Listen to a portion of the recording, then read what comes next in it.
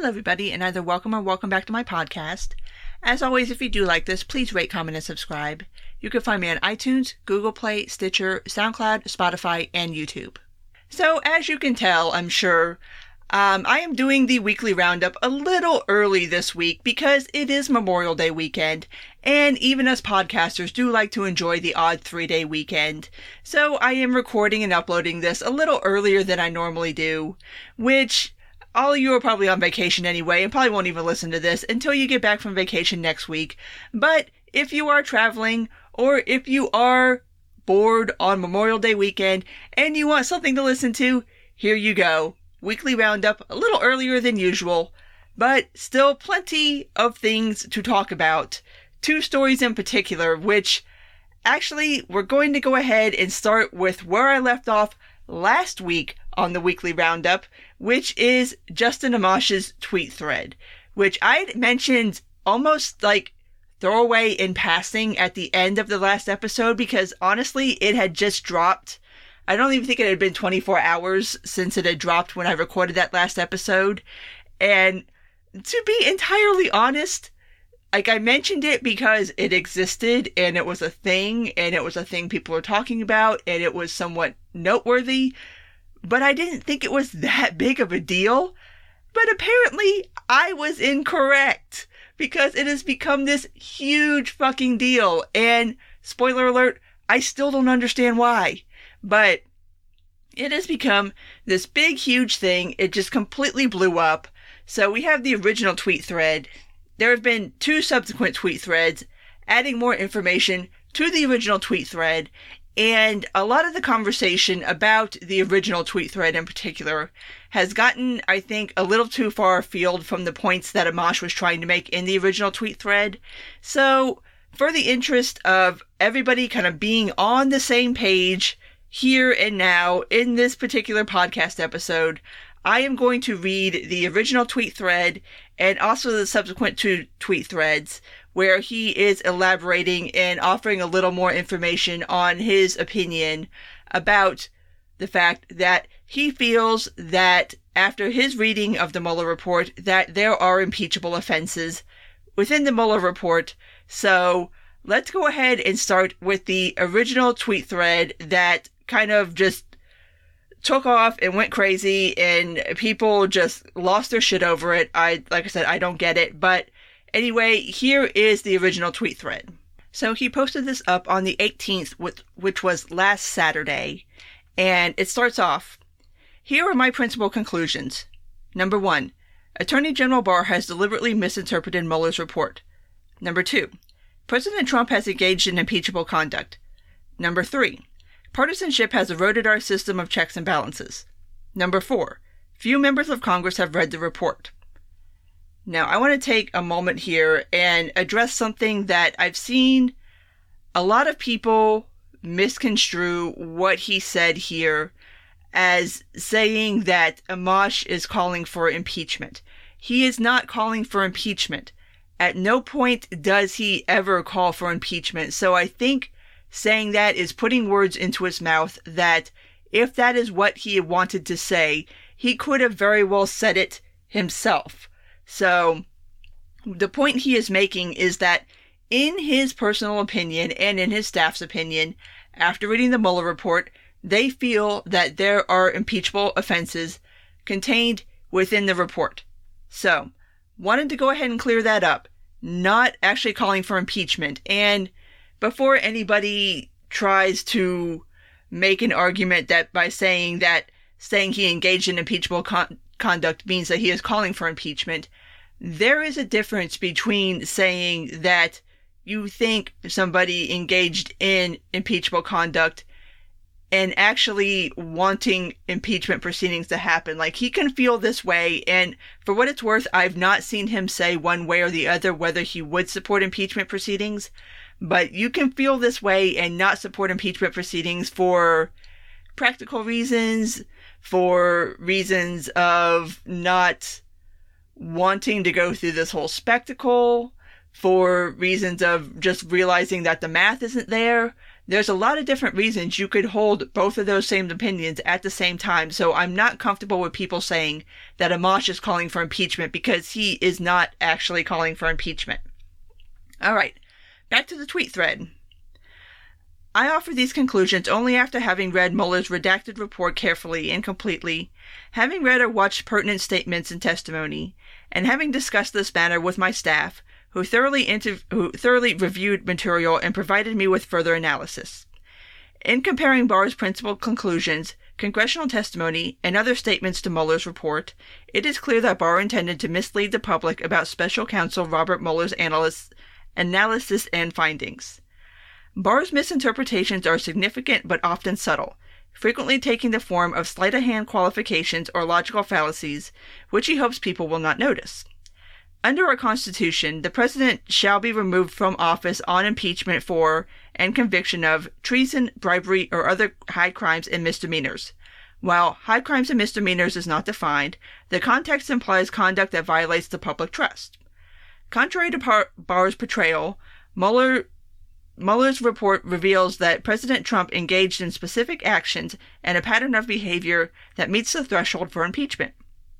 In fact, Mueller's report identifies multiple examples of conduct satisfying all of the elements of obstruction of justice, and undoubtedly any person who is not the President of the United States would be indicted based on such evidence. Impeachment, which is a special form of indictment, does not even require probable cause that a crime, e.g. obstruction of justice, has been committed. It simply requires a finding that an official has engaged in careless, abusive, corrupt, or otherwise dishonorable conduct. While impeachment should be undertaken only in extraordinary circumstances, the risk we face in an environment of extreme partisanship is not that Congress will employ it as remedy too often, but rather that Congress will employ it so rarely that it cannot deter misconduct. Our system of checks and balances relies on each branch jealously guarding its powers and upholding the duties under our Constitution. When loyalty to a political party or to an individual trumps loyalty to the Constitution, the rule of law, the foundation of liberty, crumbles. We've witnessed members of Congress from both parties shift their views 180 degrees on the importance of character, on the principles of obstruction of justice, depending on whether they're discussing Bill Clinton or Donald Trump. Few members of Congress even read Mueller's report. Their minds were made up based on partisan affiliation, and it showed with representatives and senators from both parties issuing definitive statements on the 448-page report conclusion within just hours of its release. America's institutions depend on officials to uphold both the rules and the spirit of our constitutional system, even when to do so is personally inconvenient or yield a politically unfavorable outcome. Our Constitution is brilliant and awesome. It deserves a government to match it. And that is the original tweet thread. I'm probably going to keep coming back to this, but I do not entirely understand why this is so controversial. Like, this is Justin Amash offering his opinion based on what he read in the Mueller report and how he feels about it. Straight up. And he makes decent points within. I don't personally agree with his assessment that Barr purposely mischaracterized or misled the results of the Mueller report to the general public. I'm assuming he's talking about when he did his letters and also when he's done testimony. I don't agree with that. As far as whether what is contained within Volume 2 of the Mueller report, which centers on the obstruction of justice charges, whether there would be enough there for somebody to be charged with obstruction of justice, again, that's one of those that I have been very on the fence about. I personally don't think there's enough there, but I tend to look at this with a more stringent, more like a sort of criminal court view as to what somebody could and could not be charged with. And Amash does kind of backhandedly make the point here that that is not the standard that one has to adhere to when advocating for or starting impeachment proceedings. It's that you think that the president has committed some kind of high crime or misdemeanor or treason, and really high crimes and misdemeanors, like he said, is not defined in the Constitution. I mean, and you could really start impeachment proceedings for what the hell ever reason you wanted to. And like I've said before, in my personal opinion, if you are going to go down that road, you should have a very good reason for doing it.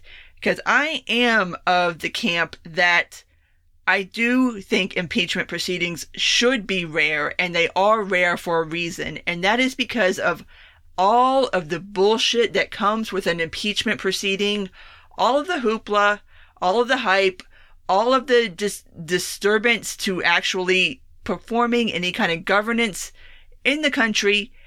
Yeah, you should have a very, very good reason for doing that. And so, I'm just kind of scrolling back through this to make sure that I've made all the points that I wanted to make. But, yeah, and actually, here we go. Justin making the point about how very, very, very hyper-partisan this situation is, which also goes to parts of my feelings about starting impeachment proceedings, and that is that this is going to always and forever be a partisan thing. Like, whenever you start impeachment proceedings, whoever you're starting it against, it is a partisan thing. It's not going to be a whole House of Representatives sitting around, setting aside their R's and their D's, and just sitting there and thinking thoughtfully and examining evidence and saying, did this person do an impeachable offense or not? Let me vote without taking any kind of concern to my party or to my constituents or to my party's leadership and what they want me to do, and then having it kicked up to Congress and having them do the same thing. Like, that's never going to happen. It's always going to be partisan. And obviously this one would be super duper mega ultra partisan. And like I've already pointed out several times, the numbers just aren't there in Congress because of partisanship. Like, you're not going to get any Republicans in Congress to vote for impeachment of Trump. So, yeah. Anyway. But, just moreover, like, this blew up, and I'm not entirely sure why.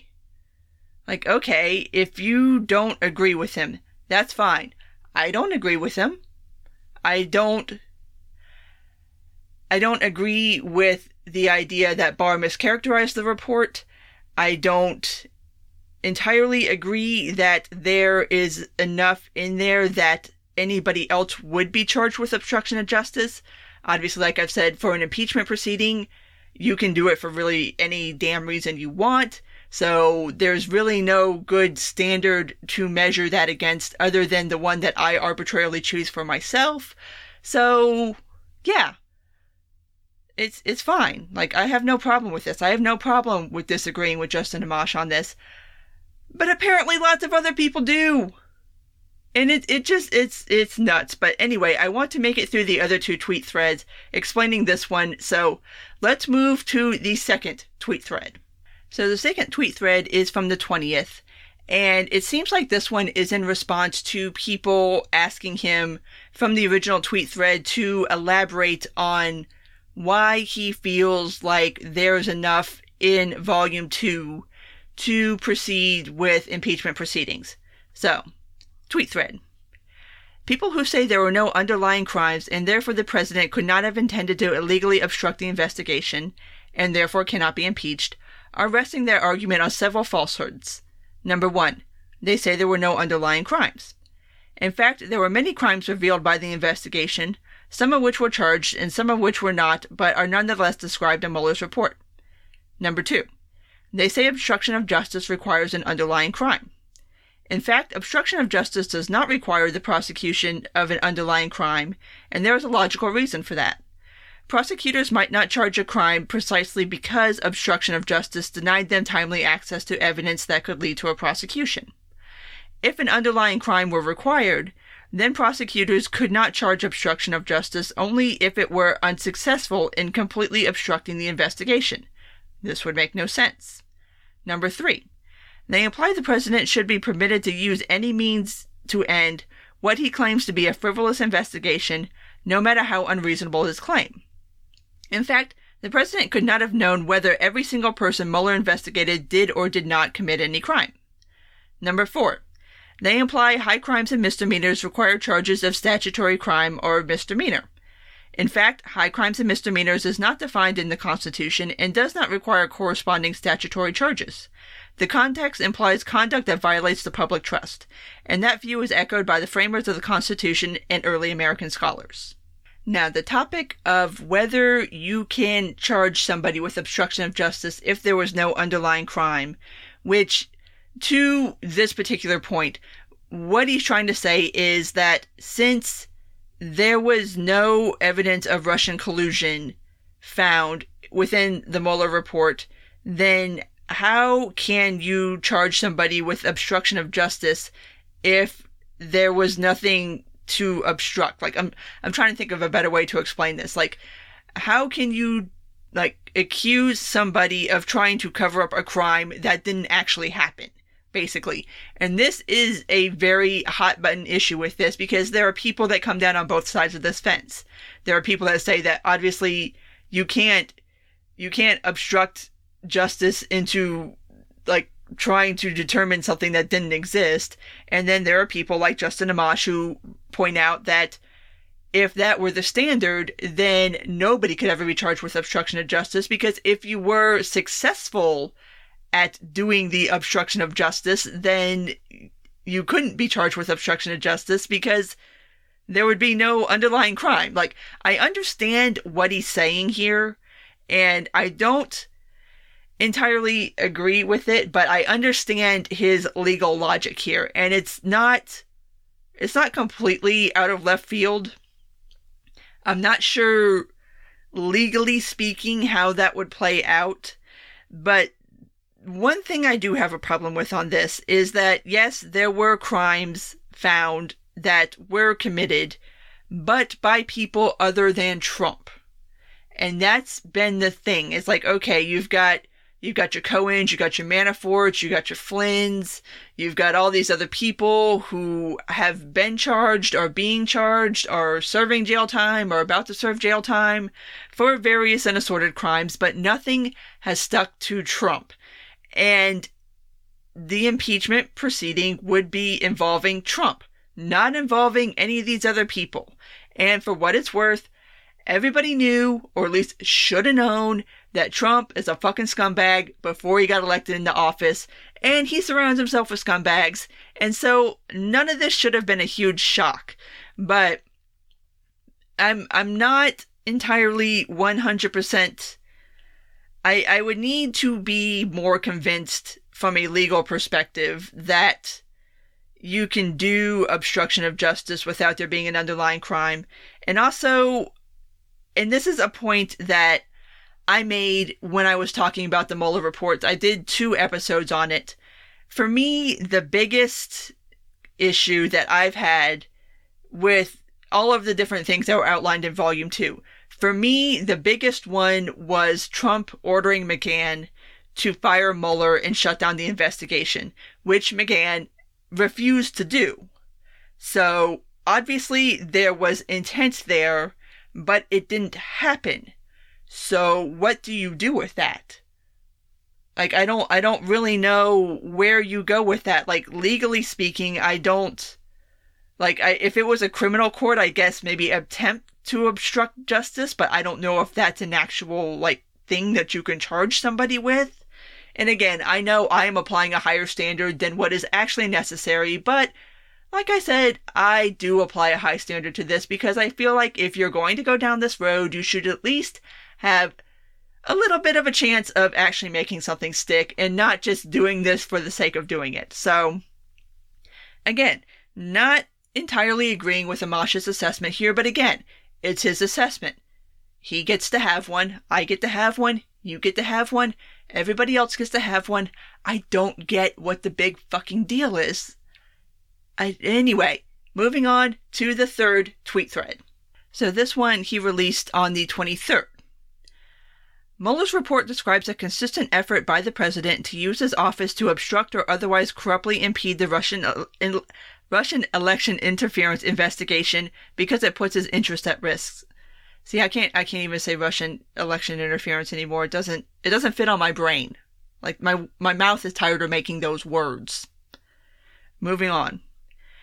The president has an obligation not to violate the public trust, including using official powers for corrupt purposes.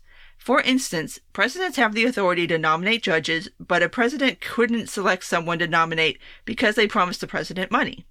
This principle extends to all the president's powers, including the authority over federal investigations, federal offenses, and pardons.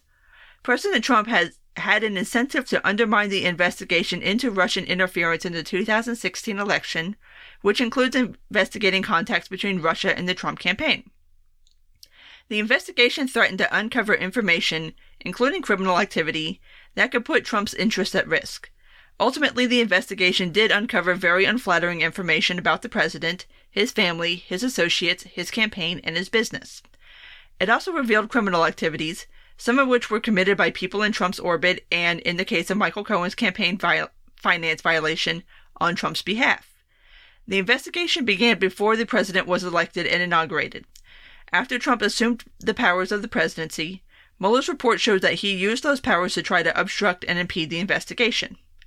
Some excuse Trump's conduct based on allegations of issues with the investigation, but no one disputes the appropriateness of investigating election interference, which included investigating contacts between the Trump campaign and people connected to the Russian government. Some examples in Mueller's report of the president's obstruction and impeding of the investigation include: number 1, Trump asked the FBI director to stop investigating Michael Flynn, who had been his campaign advisor and national security advisor, and who had already committed a crime by lying to the FBI. Number 2, after A.G. Sessions recused himself from the Russia investigation on the advice of DOJ ethics lawyers, Trump directly asked Sessions to reverse his recusal so that he could retain control over the investigation and help the president. Number 3, Trump directed the White House counsel, Don McGahn, to have special counsel Mueller removed on the basis of the pretextual conflicts of interest that Trump's advisors had already told him were ridiculous and could not justify removing the special counsel. Number 4, when that event was publicly reported, Trump asked that McGahn make a public statement and create a false internal record stating that Trump had not asked him to fire the special counsel, and suggested that McGahn would be fired if he did not comply. Number 5, Trump asked Corey Lewandowski, his former campaign manager, to tell A.G. Sessions to limit the special counsel's investigation only to future election interference. Trump said Lewandowski should tell Sessions that he was fired if he would not meet with him. Number 6, Trump used his pardon power to influence his associates, including Paul Manafort and Michael Cohen, not to fully cooperate with the investigation. Trump, through his own statements, such as complaining about people who flip and talk to investigators, and through communications between his personal counsel and the Manafort Cohen, gave the impression that he would be pardoned if they did not fully cooperate. If they did not fully cooperate with the investigation. Sorry, that syntax just looked weird to me for a second, but no, it's correct. I'm just an idiot sometimes. Manafort ultimately breached an agreement to cooperate with the investigators, and Cohen offered false testimony to Congress, including denying that the Trump Tower Moscow project had extended to June 2016, and he and Trump had discussed traveling to Russia during the campaign. Both men had been convicted for offering false information, and Manafort's lack of cooperation left open some significant questions, such as why exactly he provided an associate in Ukraine with campaign polling data, which he expected to be shared with a Russian oligarch. Some of the president's actions were inherently corrupt. Other actions were corrupt and therefore impeachable because the president took them to serve his own interests. The president has authority to fire federal officials, direct his subordinates, and grant pardons, but he cannot do so for corrupt purposes. Otherwise, he would always be allowed to shut down any investigation into himself or his associates, which would put him above the law. Now, to be sure, nothing that Amash said in this tweet thread is factually incorrect, and in fact, it does a very good job of laying out the big claims from Volume 2 on the obstruction of justice charges. The thing that I question, and I interpret this one way, Amash interprets it another, is this corruption/malice, or is this stupidity? And I have come down on the side of stupidity, and Trump basically thinking that he can operate in the way that he's always operated, his whole entire life and do it in the White House, and not understanding that when you are president of the United States, you can't do certain shit. Like, you can't do that. It's not being a real estate broker in New York. Like, you can't just play fast and loose and threaten people and do this, that, or the other and promise people things, or at least allude to promising people things. And you can't order people to do things that aren't exactly 100% kosher. And so that has been another kind of pivot point for a lot of people was Trump doing this because he is trying to be a corrupt politician, or is he doing it because he's a fucking jackass and has always been a fucking jackass? And again, Amash and I disagree on this. And again, I don't understand why that has to be a big deal. But, so, those are the 3 tweet threads that Justin Amash has put out in regards to the Mueller report. So, the reactions to the tweet threads, and in fact, I should probably say just to the original tweet thread, because the reactions, like, I wonder if anybody even fucking bothered to read the other 2. Like, anyway. The House Freedom Caucus voted unanimously, without Amash, obviously, to condemn his statements on the Mueller report. Which, first of all,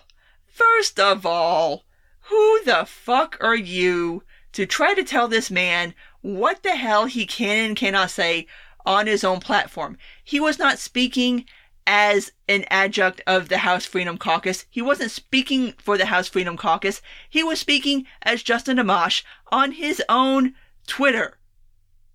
Like, go fuck yourself with this. Like, honestly, like, first, like, the House Freedom Caucus needs to just go ahead and die in a fire right now. I mean, it's already been, ever since Trump was elected, it's been just basically bullshit. And now this was just kind of the last straw for me. Like, you really voted to condemn this dude for having an opinion that differs from your own. Like, are you kidding me? Are you for real right now? Like, no, there's no, here's my problem with this whole thing. I don't understand why people cannot take what he said in the same spirit that I have. And that's not to say that I am some magical special person, but what the fuck, everybody? Why? I don't understand why this had to be a big thing. I don't understand why everybody had to, like, the House Freedom Caucus had to, like, vote to condemn what he said, and he wasn't there for the vote. I don't know if he wasn't invited or he didn't show up, but he wasn't there. And there's been talk floating around about maybe just kicking him out of the House Freedom Caucus, which, okay, whatever. But there's been this very, very harsh backlash from Republicans that bothers me deeply.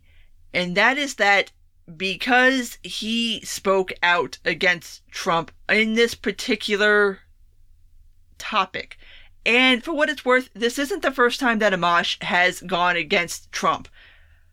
So I don't understand why this one's a big deal, but apparently this is like the fucking deal breaker for everybody, and I'm just like, I'm side-eyeing the fuck out of a lot of y'all.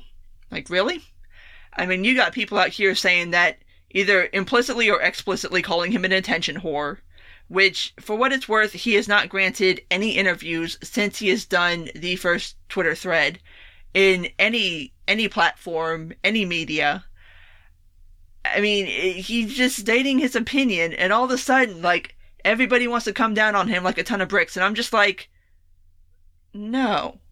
Like, it should be okay for somebody who has an R at the end of their name to criticize Trump and to, God forbid, say that, hey, I read the Mueller report and I feel like there's impeachable offenses in here. What the fuck? Why is that a big deal? Why? Somebody please explain this to me. I don't think that Amash has Trump derangement syndrome. And no, I don't think it's because he is the child of Palestinian and Syrian refugees, which that's been floated, which okay, way to try to insinuate that he's Muslim. He's not. He's an Orthodox Christian. But it's just, I don't get it. It's one more example for me how the GOP has become, it's Trump. It's all Trump. Like, there's no room for any kind of divergence. There's no room for any kind of alternate thought. You either walk lockstep with this idiot or you get cast out into the wilderness. And as far as I'm concerned, that's not okay. And maybe this is just me being a libertarian and me being very used to there being inter-party questioning of one's candidates and members and presidential candidates, and God forbid if we ever actually got somebody into the White House, there would not be any kind of lockstep behind that person. Like, I can already tell you because I know how we are, and that's cool. That's fine. I think there should be room for that in every political party. I don't think anybody should be sacrosanct. And now this idea that all of a sudden you can't express this opinion that you think, in your opinion, that Trump committed impeachable offenses because, oh my God, what the fuck barbecue, apparently. It's just, that's not okay. I don't think that is good or healthy for the GOP or for any party to have that particular opinion. But one more thing I want to address before I move on from this to the other story that I wanted to talk about is this kind of twisting a little bit of what the points Amash was making and the points other people are trying to make to refute them. And that is that people are trying to attack this as somehow pointing to the underlying kind of facts of how this whole damn thing started in the first place, which was, depending on who you ask and who and what and how, and it's just, honestly, at this point, it's such a clusterfuck. But there are people that maintain that this whole thing started because the Obama campaign was spying on Trump, and all of a sudden these things are getting conflated, like, oh, does that mean that Justin Amash supports that? Like, it's like, no, he didn't offer an opinion on that whatsoever. His opinions are squared solely on the contents of the Mueller report. There is no discussion of anything that happened before the Mueller report. There's no discussion of how this whole thing started. And if I had to take a wild guess, knowing Amash's positions on certain other things, I'm sure he would not support it. Like, he does not support the wiretapping. He does not support the spying. So it's you're trying to take this argument someplace where Justin Amash wasn't trying to take it. So I would say, know what the man said. Take the arguments for what they're worth. Don't try to take this someplace that he wasn't trying to take it. And like I said, it's fine to disagree with someone. It's fine. Like, you don't need to shoot somebody into the sun because you disagree on this one particular topic. Like, there's lots and lots and lots of things that I agree with Amash on. This ain't one of them. I'm cool with that. It's fine. I don't feel like he needs to be, like, sent to outer Siberia. Or just...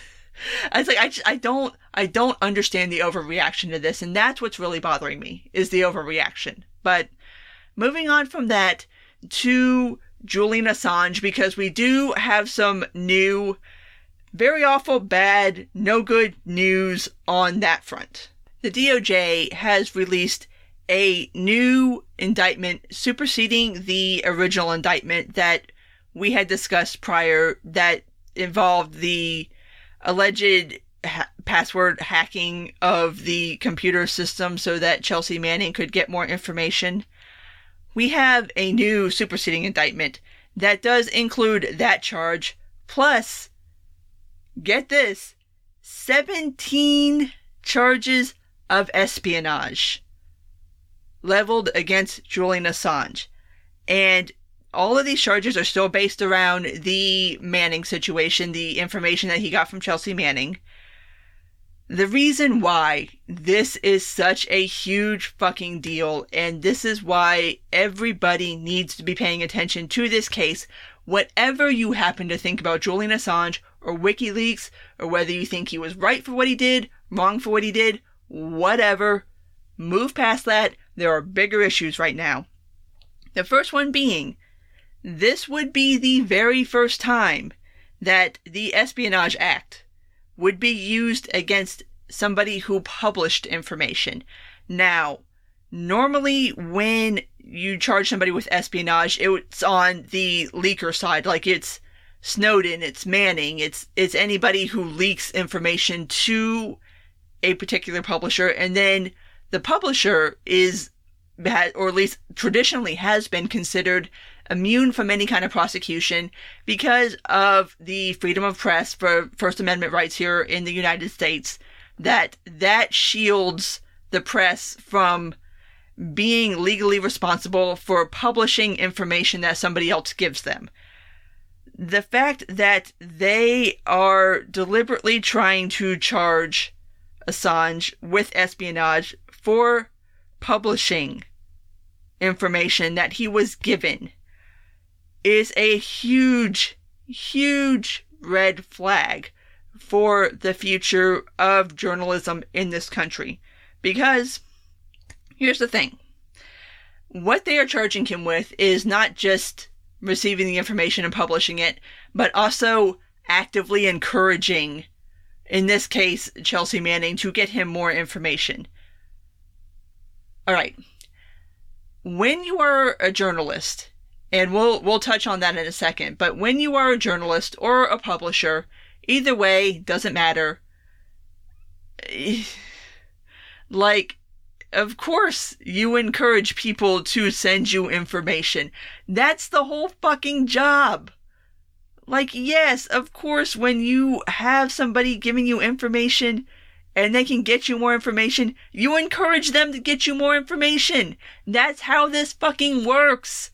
And it works that way in the United States because it has always been accepted that a publication or a journalist cannot be prosecuted for publishing information that somebody else gave them. Like, that's freedom of the press. That's First Amendment. Like, this is basic shit. So I first of all, I don't even understand how they think this is going to make it through a court. But it's so scary, especially for people who work certain beats like national security or like immigration or criminal justice reform or any beat that requires you to be open to receiving information that may not have been acquired in the most legal of fashion. And for what it's worth, most of the journalists I follow on Twitter, especially those who work certain beats like that, they have in their Twitter bios either their Signal ID or their Proton Mail addresses so that people can send them information. Like, that's the whole structure. That's how this works. That's how stories get made. That's how things get found out. That's how information gets disseminated to the public that should be in the public domain, because it is our business what the fuck our government is doing with our time and our money. It is our business. And so, yeah, that's how this all works. And it would affect every single branch of journalism, not just the ones that deal with very sensitive material like that, or publishers like WikiLeaks who deal with just raw material and just dump it on the website. I mean, any journalist could be charged with espionage if this became the precedent. Like, it's just, no, this is just, it's so horrible. And so, like I said, that's why it is so important to keep an eye on this, even if you don't give a shit about Julian Assange. If you care about a free press in this country, this cannot happen. We cannot put journalists in this position. It's not constitutionally legal to put journalists in this position, or anybody in this position for that matter, because the second argument that always gets brought up every time you talk about Julian Assange is, he's not a journalist, which, for the basis, for this, who gives a fuck? It doesn't matter. There's no special carve out in the First Amendment that says, oh, it's only for journalists. Like, you gotta meet these certain criteria and standards to get your First Amendment rights. No, they're for everybody. They're for Julian Assange. They're for people that work at the New York Times. They're for people that work at Washington Post. They're for you. They're for everybody. So this whole argument of whether he is or is not a journalist is a bullshit argument in the first place. Second of all, who the hell gets to determine who is a journalist? Is there like some kind of special checklist criteria of who is going to be determined to be a journalist now? What is it, working for a major publication? Who's a major publication? Does it have to have a certain circulation? Like, do you have to work a certain beat? Like, there's no definition of journalist now, especially given that we have the internet, we have YouTube, we have social media. Literally anybody can be a journalist. And if you want to sit here and start making the not a journalist argument, it's like, okay, so are you going to say somebody like Tim Pool isn't a journalist? Are you going to say somebody like Nick Monroe isn't a journalist? What about Andy No? Is he a journalist? They don't work for organizations. They do this on their own time and their own platforms. Are you going to say that they ain't journalists? Because they're damn sure out here breaking news. More so than most of the journalists that I know of. So, it's a stupid fucking argument. And I'm tired of it being brought up because it's not, there is no definition of journalism anymore. Or at least a journalist. Like, it can be anybody. It can be you. If you have, you're somewhere and you have your phone and there's some shit going down and you hit record and you record it and you post it up on YouTube or Twitter or Instagram or wherever, guess what? You're a journalist now. You're reporting news. Literally anybody can report news now. If you got a podcast, you can report news. If you got a Twitter feed, you can report news. Like, it's just, the whole argument is just gross. And just, the whole Assange situation altogether is just horrible and getting more and more horrible, but as far as extradition is concerned, there is not a current plan in place right now. It's still very up in the air, so I don't know if and when he will face these charges, but the fact that these charges exist, and the fact that they are charging him with espionage for what he has done, is incredibly scary and very dangerous, and is something that we should keep a very, very, very close eye on. So, on that note, because I have already went way longer than I planned to, I'm going to go ahead and wrap this up. So, as always, if you did make it this far, thank you. And if you do like this, please rate, comment, and subscribe. You can find me on iTunes, Google Play, Stitcher, SoundCloud, Spotify, and YouTube. Take care, and until next time.